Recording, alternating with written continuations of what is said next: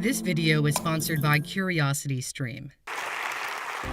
Jeff Bezos' high school girlfriend once said he always wanted to make a lot of money because it was the only way to get what he wanted. What he wanted was to get to outer space. All right, and touchdown of the capsule. Bezos may be famous for founding Amazon, but he believes his most meaningful company is Blue Origin. This is the most important work I'm doing, and I have great conviction about that. His space venture is only 6 years younger than the online giant, yet it hasn't made anywhere near the same kind of mark. One reason it's moving slowly is that it's obsessed with getting things exactly right. The logo is a feather that represents the perfection of flight. Wow. Look at that stability. The New Shepard looks beautiful as it hovers before landing. The focus has been on perfecting the technique. But is perfection at the cost of rapid progress? SpaceX is famously not afraid to fail. They even poked fun at themselves in a video. Elon Musk once said, "If things are not failing, you're not innovating enough." In October, SpaceX achieved its 100th successful flight and marked the milestone with this compilation. Meanwhile, Blue Origin hasn't gone into orbit once, despite being 2 years older than SpaceX. The New Shepard doesn't go into orbit and only flies to the edge of space before coming back down. This is meant for tourists who have a lot of pocket change. We don't know how much a ticket will cost. As an estimate, Virgin Galactic is selling a seat on its suborbital spaceplane for $250,000. 2021 is supposed to be the big year, as New Glenn is expected to fly into orbit.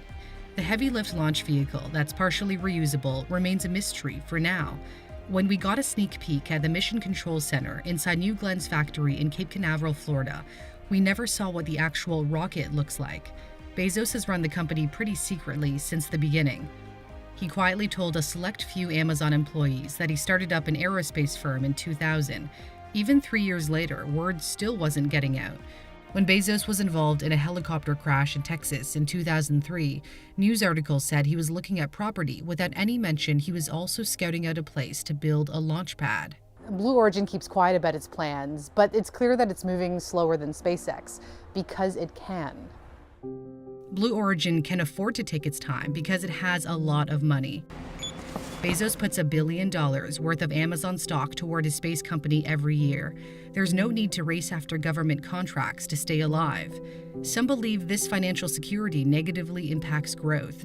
SpaceX's COO Gwynne Shotwell once said the free money from Amazon, as she calls it, can hurt motivation and drive. SpaceX doesn't have the luxury of big financial backing. It has to speed ahead to secure contracts, like sending NASA astronauts to the International Space Station, because it needs a lot of money to make Musk's vision of colonizing Mars come true. The company has been working towards specific deadlines.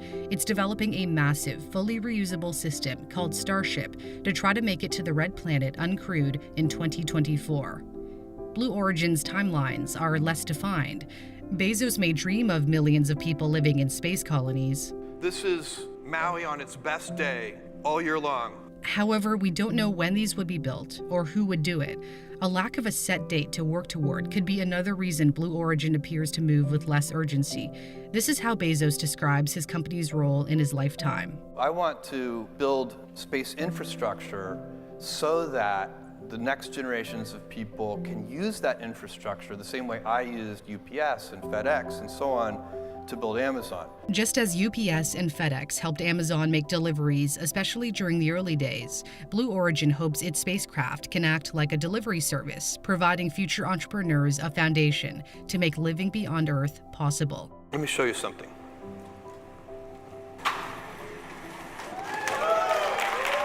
Blue Moon can carry 6.5 metric tons of cargo to the lunar surface.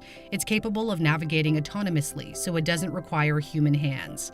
There's another version designed to carry people. NASA will have to choose between this lander and the vehicles being developed by Dynetics and SpaceX. One of the three will be the first to take astronauts back to the moon by 2024. The company has gone head-to-head with others before and recently got stung by a big loss. The U.S. Air Force has been looking for a new rocket to launch top-secret missions. It no longer wants to rely on United Launch Alliance's Atlas V because it's powered by a Russian engine, and America is trying to move away from Russian technology. ULA won 60% of the contract to develop another rocket, the Vulcan Centaur, while SpaceX received the remainder. The Pentagon had handed Blue Origin $500 million to help develop New Glenn, but in the end opted not to choose the company. After getting passed over, Blue Origin's CEO said, "We are disappointed in the decision." Despite the loss, it's sticking by its slow and careful approach to spaceflight, embodied in its motto, Gradatim Ferociter, Latin for step-by-step ferociously. Bezos even has it stitched down the side of his lucky cowboy boots. We'll see if those steps are ferocious enough, but Bezos has always followed his instincts. All of my best decisions in business and in life have been made with heart, intuition, guts. I've learned a lot after watching this insightful interview on CuriosityStream. CuriosityStream is like Netflix for documentaries, created by the founder of the Discovery Channel. There are thousands of documentaries about space, science, technology, nature, history, and more for a fraction of the cost compared to other streaming services. It's just $14.99 for the entire year. Just head to curiositystream.com/newsthink and be sure to use my promo code NEWSTHINK. The link is also in my description. And thank you very much as well to my patrons for your continued support. I'll see you soon.